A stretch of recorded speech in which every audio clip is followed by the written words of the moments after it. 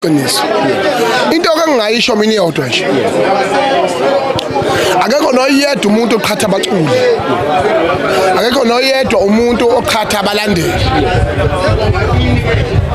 Ngisho kuthiwa kukhona umuntu ongalimala ngalesi simo sokuhlokana konyaka. Leyo blame must go direct to uKhozi FM. uKhozi FM lungamanyala.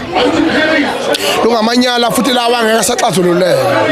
Ngangayisho lento go back in history in what I've said about uKhozi FM.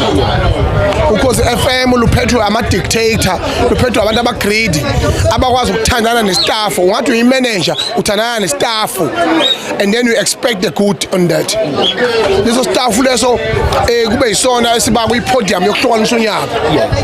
Then wena wenza izinto ezingamanyala ezingamukelekile to the society.